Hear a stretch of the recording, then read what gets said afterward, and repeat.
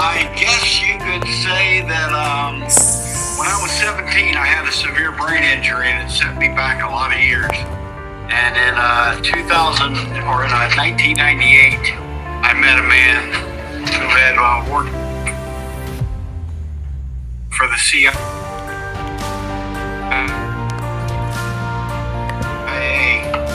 and we became very close friends. And he kind of grouped me into geopolitical analysis using the Iraq War as a case study. And then we were just starting with the Iran stuff, and I worked in that field for about till 2014 when he died. And that's where I got my training on analysis and analyzing political and military and all that kind of stuff, working with him. And then, because of the brain injury, I kind of, when he died, I just kind of drifted away, and I got into making jewelry, which I wear my own jewelry, collars, beaded jewelry, and all kinds of stuff. And I write books, and the one we're talking about is how Trump became an American monster. And basically, it's a gothic fraud. I'm gonna take the book, though, making anything into anything stable. That's just what you live with. Wow, that's fantastic. Yeah, thank you. To the next question now. What made you feel there was still an important story that had not been told? Well, it's basically the domineering left-wing media and their anti-Trump bias. I don't think that most people who watch news are really aware of how bad the bias is and how much innuendo and rumor is being taken as fact and being presented as fact. Like Trump's name is mentioned in the Epstein files, but who was Epstein? Epstein was a guy who hated Trump. They were friends early on, and then Trump screwed him on a real estate deal in 2000, and they became bitter enemies after that.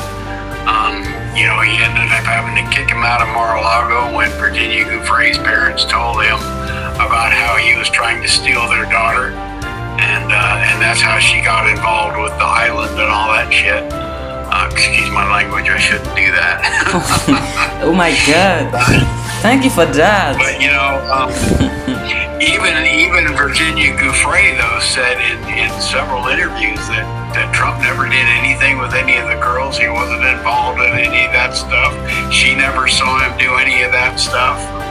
And he helped the lawyer Bradley Edwards, who was representing 23 of the girls. And Trump said that he would tell Bradley Edwards everything he knew. He would cooperate fully, and if he ever needed any more information to call him. And he ended up getting a settlement for 23 of the girls. Michael Wolff said that Jeffrey Epstein hated Trump because after the breakup, Jeffrey Epstein was sure that Trump dropped a dime on him to the police. So all this stuff that Trump was involved, it just, when you look at the actual evidence, and not just, I named him the Epstein files. It doesn't matter what two blackmailers who hated him say. Even Maxwell's attorney said that if Maxwell had anything on Trump, do you think she would have used it? Instead of being in jail, even though it's a soft jail, it's still jail, So it just doesn't make sense that Trump was involved. I mean, there's all the evidence points away from it. But, once you get the rumor machine going and you get people excited about something, their brains go right out their heads. And every single claim about Trump, I mean, that's what TDS is. It is obsession with Donald Trump. And every single little thing he does is turned into something negative. It doesn't make sense to me. And it never did. So that's why I wrote the book. And it's meticulously researched and documented. I think there's like 90-something references. Maybe that was my other book. I can't remember. I wrote a book on magic too. It's a 900 and something page compendium of magic in it. Wow, I love that. So that's yeah, I'm an interesting guy. So tell me about you. What is this radio thing you got going on? What do you say? Hello. Tell me about your radio thing here. You mean I should tell you about myself? Yeah. Although I'm Jack. We're having a conversation. We might as well know you too. Yeah, I'm Jack and I'm representing John, so we are working together. Oh, okay. To the next question I have with me, are you ready? I'm ready. Yeah. Was there a particular moment when you realized this book was becoming about something much larger than Donald Trump himself? Yeah, it was about halfway through I realized that it was, in fact, I saw it on Twitter. It was a quote from Bernie Sanders talking about it wasn't about getting one person elected, it was about the regular Democrats. So the socialist communist Democrats can take over the party. That's basically what he said. It's on my Twitter. In fact, if you'll let me find it here, I can read you the quote. Here it is. Bernie Sanders said the quiet part out loud. The movement was never simply about getting one person elected. It was about a political revolution and taking control of the Democrat Party's machinery and about spreading democratic socialism through the institutions of government. And Black Lives Matter people claim to be trained Marxists. The progressives are all Marxists. They're trying to take over the country. And I hope they're going to fail. Oh. Thank you for that. To the next question I have with me, many people will see the title and immediately assume they know what the book is saying. Before we go any further, how will you describe this book in your own words?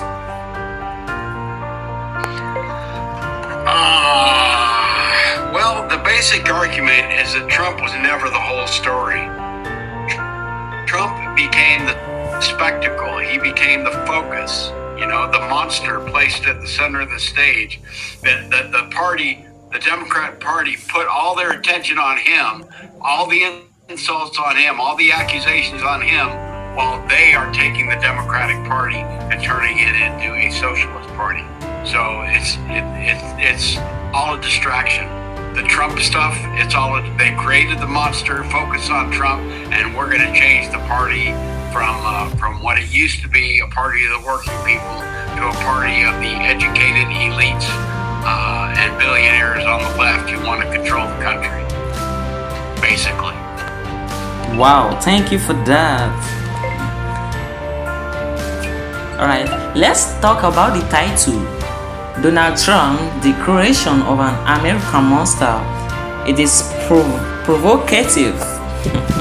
Why did you choose this word? Why did you choose it? Well, like I told you, it was originally going to be a fun book of Gothic horror and kind of looking at Trump through the creation of Frankenstein's monster. And then I thought, well, why not make it a larger political ad and get into the politics? Because there's a big audience for politics and not so much for Gothic storytelling on my YouTube channel, which is not doing really well.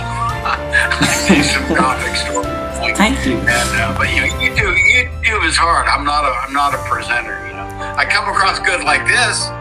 But when I do a presentation on YouTube, I'm reading a lecture basically, and what are you gonna do? I would rather have a partner who would interview me about these things that I want to talk about like this because I'm great. In an interview, I'm just not a great lecturer. Oh my God. Thank you. Well, thank you. Yeah. And to the next question. So anything else? All right. Oh, all right. When you use the word monster, you are not talking about the real person. You are talking about something symbolic. Could you explain what you mean? Right. Could you explain what you mean? Okay. All right. Let's look at an example. Look what Gavin Newsom is doing right now. He's attacking Trump for investigating him. When the investigation started in 2022 in the Biden administration with Alexis Podesta, who was one of Newsom's trusted associates, and she wore a wire and recorded a bunch of conversation with him. Well, Newsom took that and said that it was Trump administration that was investigating him, and it never was. It was the Biden administration that started the investigation. But Newsom doesn't say that because in good Democrat form, they got to make Trump the spectacle. They got to make Trump the monster. You see what I'm saying? Yeah, thank you. To the next question I have here, one sentence really stood out to me while reading. Trump did not simply happen to American. American happened through Trumps. This is a powerful statement. America does happen through Trump because every single thing that goes on in the country, the left sees through the lens of Donald Trump. Donald Trump is doing this. Donald Trump is destroying that. Donald Trump is an evil monster. Donald Trump, Donald Trump, Donald Trump. That's what I'm talking about. America, through the news media and through the left, is experiencing its own country through the lens of the way the left is perceiving Donald Trump or making them perceive Donald Trump. It's basically brainwashing. Colonel Michael Aquino wrote the book Mind Wars back in the 80s, I think it was. He was the head of the Satanist church, the Temple of Set, a Luciferian branch. And he wrote the book Mind Wars. He was also a colonel in the United States military who handled PSYOPs. And he wrote the book about PSYOPs. And if you read that book, you can see the PSYOP that became the COVID-19 response. COVID was a real thing, but the response made it worse because it was handled very improperly. And there was a lot of media around it, a lot of misinformation out about it, and it turned it into a huge debacle that now we know for a fact the vaccines are not as safe and effective as they were touted to be during that period. And the latest That's awesome. investigation. That's awesome. Thank you for that. It's all a PSYOP. The Democrat Party has become a PSYOP party. They brainwash their members and they don't even know it. Thank you. Throughout the book, I know it's a terrible accusation, but it's backed up with fact. Are you ready for the next question now? Alright. Throughout the book, you make an important distinction. You distinguish between Donald Trump's and the individual and what becomes the Trump's image. Why was that distinction so important to your argument? Because if you look, I wish I had the book open right now because in the conclusion, I talk about all the wonderful things that have been said about Donald Trump over the years and the kind man that he truly is. And you don't see that because of the left-wing media's propaganda war. And like I said, you're going to have to buy the book and read the conclusion. I guess I could open up the file and find it. I don't know if you have time for me to do that, but All right, thank you for that. There's lots of positive stories out there about Donald Trump that nobody ever hears. And it's a terrible thing. All right. And did Donald Trump create American political crisis, or did he expose one that already existed? He has exposed it, and it all goes into what Bernie Sanders said about hijacking the Democrat Party's machinery to bring in democratic socialism. And democratic socialism is being touted as a utopia, but if you look at all the countries in Europe that everyone thinks are socialist, and you look at Russia that they think is communist, and China that they think is communist, they were all going broke, and they had to adopt capitalist elements in order to bring their countries back to life. Capitalism saved Russia, capitalism saved China, free markets are all over in the European, quote, socialist, unquote, countries, and they call them socialist because they have government-free healthcare, which is breaking them. They're all falling apart, they're all going broke because of it. You know, socialism, it just becomes too top-heavy. The poor will always be with us. Marcus Aurelius said that. The poor will always be with us. There will always be more poor than more advantage because it's hard work to stay afloat. It's hard work to become rich. It's hard work to become elite. And it's even harder work to keep it because everybody's trying to get a piece. Yeah. I think it's easy. It's not. Yeah. It's not. I've been trying to get rich for years and look at me. Thank you for that. Thank you for answering the question. Now to the next question I have with me. Media is scoring tense throughout the book. How important was media coverage in shaping what you describe as an Mustang image? Well, look at the media stories about Donald Trump. They're all over the place. And everybody believes the bull crap. Everybody believes every negative framing about Trump. It's called TDS. You know, it's even got a name. Trump derangement syndrome. You know, the way they all just suck it all up. It's the Kool-Aid. They don't care about anything positive about Trump. They can't. They are so brainwashed they cannot hear anything positive about Trump. They immediately say bullshit. And it's called, what's it called? Filtering. Psychologically, it's called filtering. Their brains filter out anything positive about Trump because they're so focused on the negative. And that's a real psychological phenomenon. It's part of how they do brainwashing. The more you repeat a rumor, the more familiar and comfortable it becomes, and the less you're able to filter it out and say, well, that's not true. Because you hear it so many times, you know, why are all these fact checkers repeating the same story verbatim, word for word? Why are they all repeating it if it's not true? That's what your brain tells you. And that's why you come to believe it. And you don't even realize it's happening. And then you're brainwashed and you can't distinguish between what's good and what's bad. You just only accept what feels familiar and comfortable to you. That's how it happens. Thank you. That's really inspiring. Thank you for that. It's not inspiring. It's scary. Yeah. Thank you for that. To the next question I have.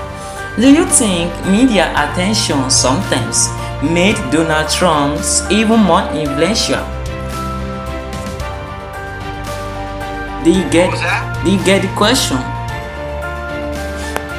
I said, do you think media attention sometimes made Donald Trump even more influential? Oh yeah, they made him a whole lot worse. It came about in COVID with fact checkers. Oh. Stories of the fact checkers, you know, all the little fact check organizations, they say verbatim the same thing. They all Thank you. facts, quote unquote, from the same source. Wow.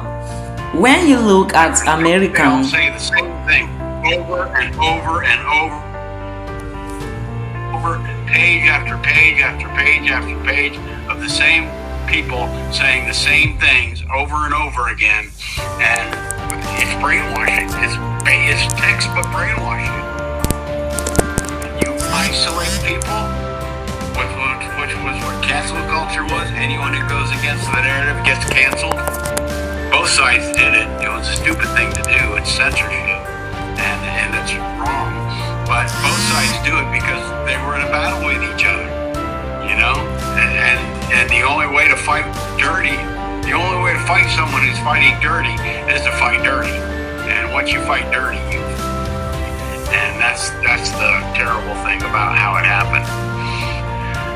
Thank you for that. To the next question I have, thank you for taking a little glass of water. Yeah, it's worth it. Yeah, it's worth it. To the next question I have, when you look at American institutions today, which ones concerns you mostly?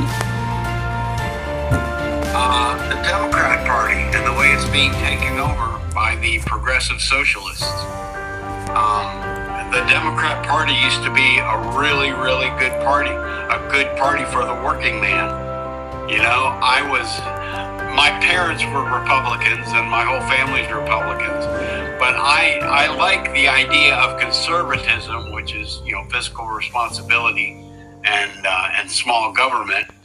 But I also like the fairness that the Democrats bring in with all their social programs, and I benefit from the social program. So, you know, I can't say that I'm against it when I benefit from it, you know.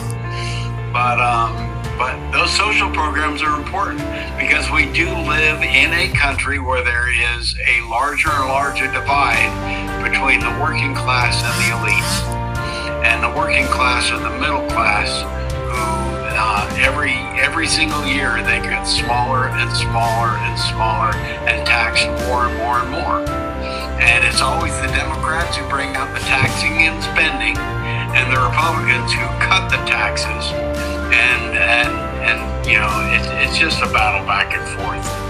So, but you know, let's look at Donald Trump's the tax cut in his first administration that the CBO said helped more middle class people than elites. But then what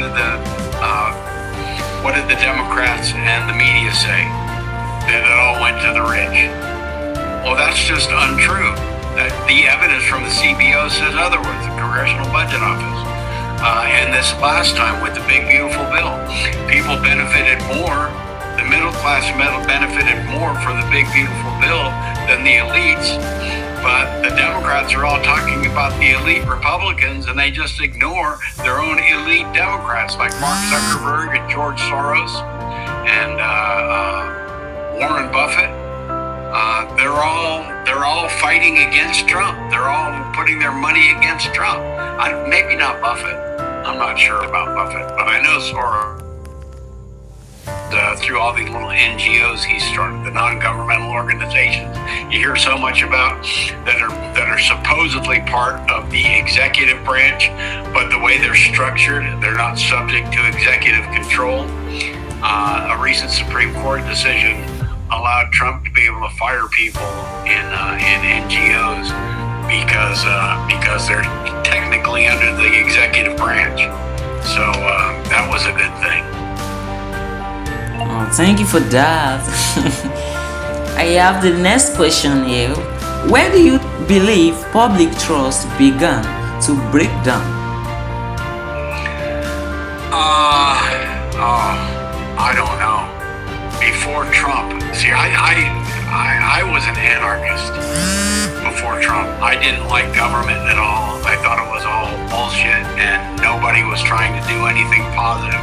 And I watched Trump for a long time before I finally decided in his favor. You know, he really did a lot of good things for the people and for the government, and I listened for stories that were positive about him to get to know him as a person.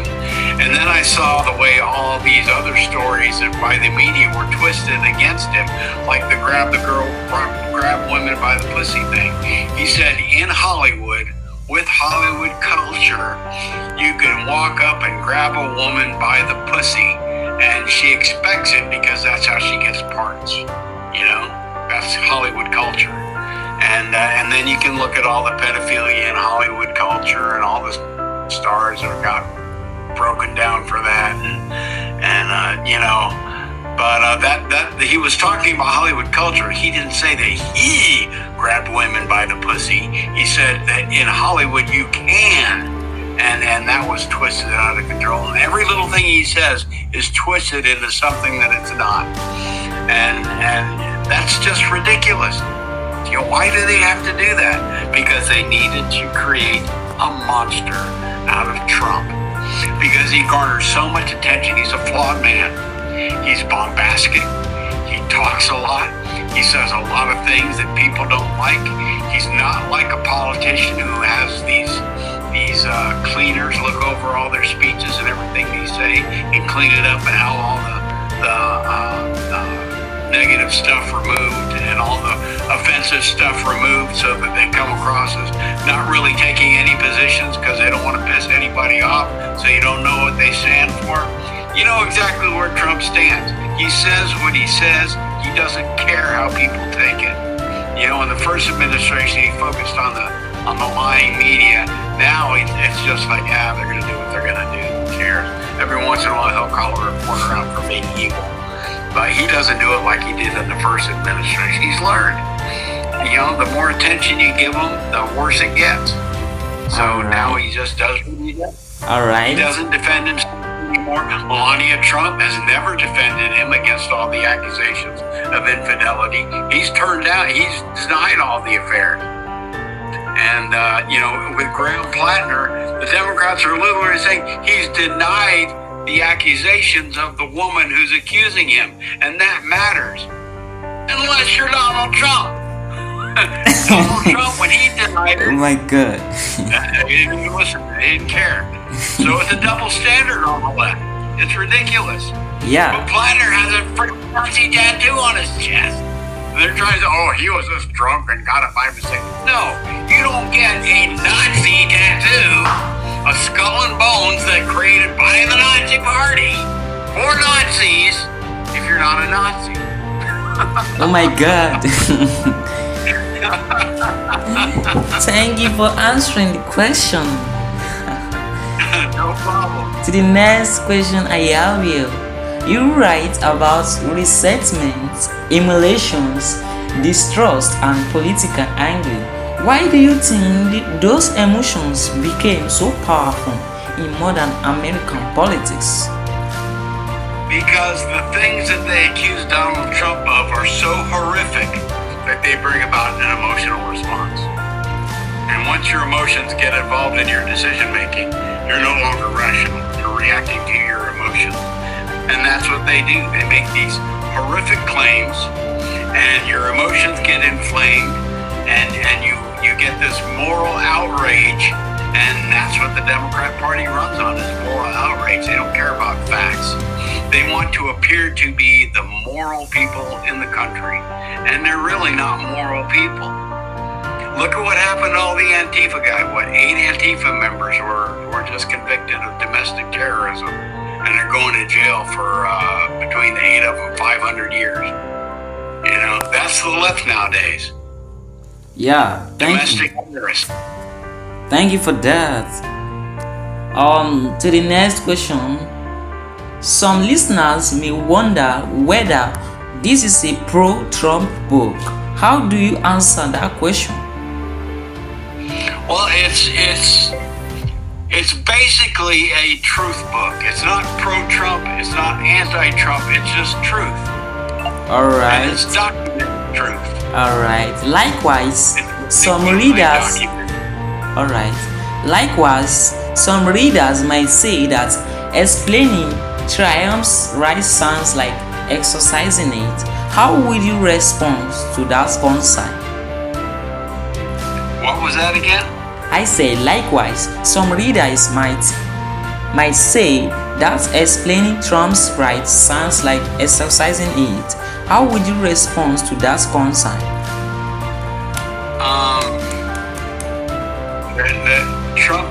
That Trump's rights have been violated? I said some readers might say that explaining Trump's rise sounds like exercising it. How would you respond to that concern? Okay, Do you get I that think I now? get the question. Can you word it differently? Alright. Some readers might say that explaining Trump's rise sounds like exercising it. How would you respond to that? Explaining Trump's rights? Trump's rise sounds like exercising it. How would you respond? Trump's okay. Then I'm exonerating Trump, Yeah. right? Yeah. Yeah. Okay. All right. Well, I'm not exonerating Trump. He does have a lot of flaws. He talks too much. He says a lot of things he shouldn't say. He irritates people. He trolls people. He doesn't care what he says. He doesn't sanitize what he says. He's not a normal person. He is a businessman who has created his own empire, and he's run it his way all his life, and that's how he's running the country. And it's not like a politician. And I think that's what the right likes so much about Trump. He's not a smooth politician who has everything sanitized before he says it. And it gets him in a lot of trouble. And that's a major flaw. Alright. Thank you. Let's play devil's advocate for a moment. Some people would argue that Donald Trump himself is responsible for much of political division we see today. How would you respond to someone who holds that view? Trump is not responsible for political division. Trump is responsible for doing the right thing by the people. He is. He's trying to bring down taxes. He's trying to use tariffs. And tariffs are a good thing the way he uses them. He gets people to the bargaining table and he wins. He gets good trade deals out of it. But he uses tariffs to do it. If you want to come do business in the United States, then build your factories here. And there's a big boom on factories, particularly in chip manufacturing in this country because of the tariffs. They don't want to pay the tariffs to bring their chips in here. So they're building their factories here. Same with a lot of other businesses. They don't want to pay the tariffs that Trump is charging on foreigners shipping their goods in. And a lot of countries don't like that because it makes it more expensive for them to do business. But it makes us money, and I think that's a good thing. That's good to hear. That's good to hear. To the next question. Are you ready? I'm ready. Yeah. One of the things I found most interesting is that by the end of the book, Donald Trump almost becomes secondary. The real focus seems to be the system, institutions, media, and public psychology surrounding him. Exactly. That's the field I was in. Systems analysis of government systems. Yeah. During wartime. That's what I did with my friend. And what's that? I said, was that always your intention? Yes, I look at everything through a systems analysis view. That's lovely. Systems are not individual incidents. So much analysis depends on finding the one thing that happened that caused it all. That's siloed analysis. And in a system, there is never one person or one event that takes place that caused the failure. It's the interaction within the parts of the system. Like if you have a system that has strict rules, and then you have a bunch of social justice warriors who get hired and they think, well, that rule's too strict and it doesn't apply, so we need to be lenient on that person. So they make an anti-policy decision, and eventually enough of that happens and the system collapses. Because it's built to uphold laws and rules and regulations. And when the social justice warrior decides to bypass the laws and rules and regulations and do what they think is right, not what is according to the laws and rules and regulations, the system crumbles. And that's what's happening in the United States. We have the left reacts on emotion, and they try and see what's morally right, but they don't know what's morally right. They only know what they are told is morally right by the news media that twists everything into something evil. Wow, that's lovely. Thank you for that. To the next question I You have. know, the lefties are going to listen to this interview and they're going to burn you down. I'm sorry, but that's what's going to happen. They're going to hate you and they're going to hate me. You gave me a platform. To the next question. Your conclusion is titled The Next Monster. Without giving too much away, what warning are you leaving readers with? I didn't understand that. I said your conclusion is titled The Next Monster. Without giving too much away, what warning are you leaving readers with? Okay, let's look at what's happened to Trump. And now it's beginning not just to be Trump, but the entire Republican Party. So the next monster is going to be the next Republican president. All right. They're setting it up by making Trump the representative. He's the representative of MAGA, which is not the Republican Party, but MAGA is taking over the Republican Party. In fact, his family now runs the RNC, which is a good thing probably, but well, maybe not. I don't know. But yeah, they're just setting up. They're using Donald Trump as the focus now, but eventually anything. But if you look at them, anything Republican is like I'm on a chat forum that I go to, and there's a lot of left wingers in there. And now it's not just Donald Trump; it's anyone who's a Republican is evil, and that's what they set the right up as monsters. That's what they've done. And, and the more people that go to this communist, socialist, new progressive run Democrat Party, the more brainwashed they're going to get, and the more they're going to see the right as monsters and justify violence and domestic terrorism. Yeah. And you can see by the arrest of 8 Antifa members for domestic terrorism, they're starting to justify violence. Yeah. For political disagreement, and I can realistically see it turning into a civil war.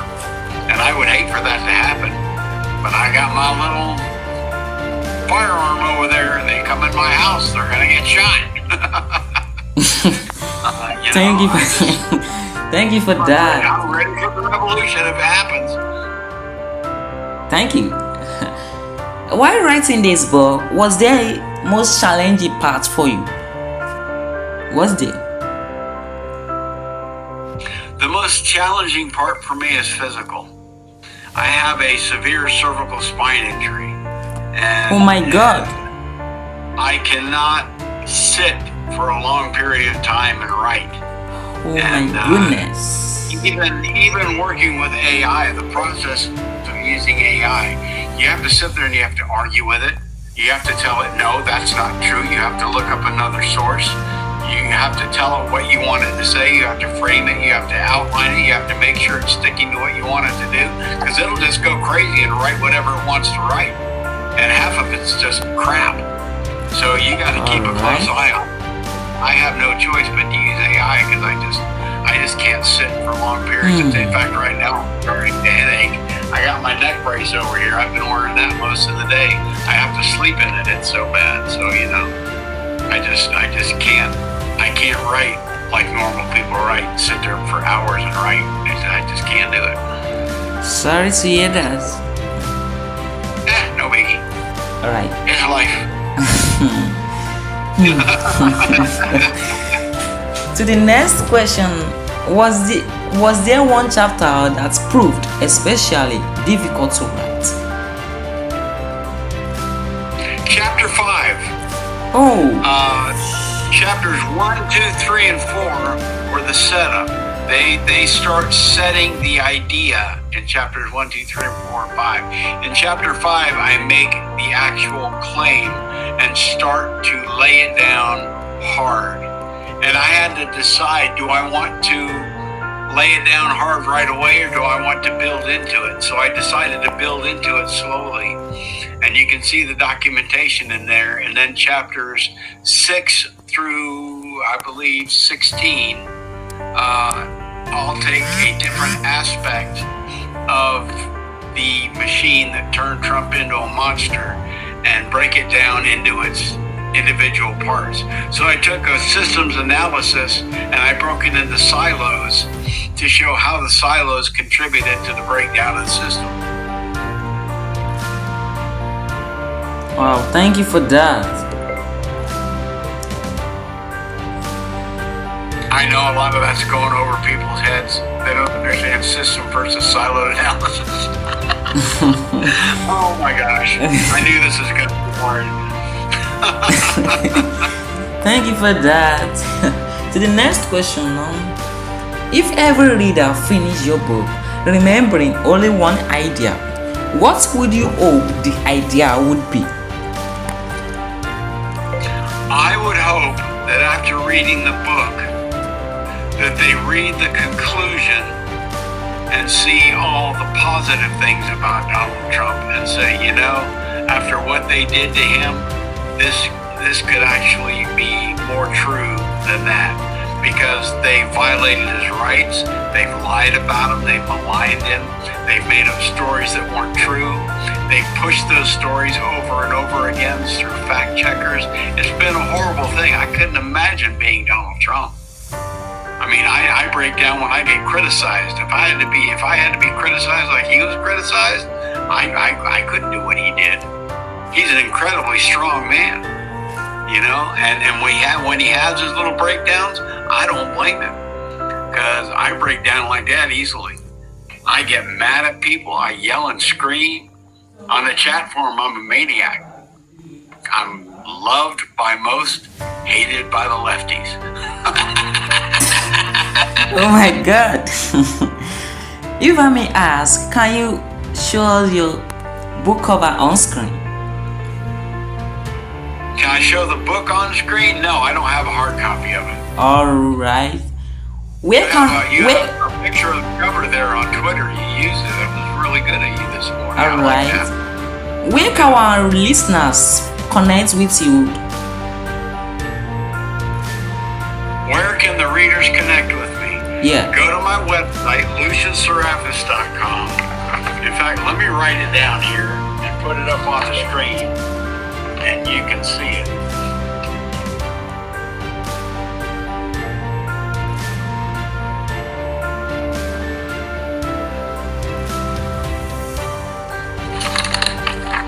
Can you see it?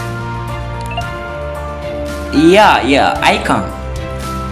Yeah, lucianseraphis.com.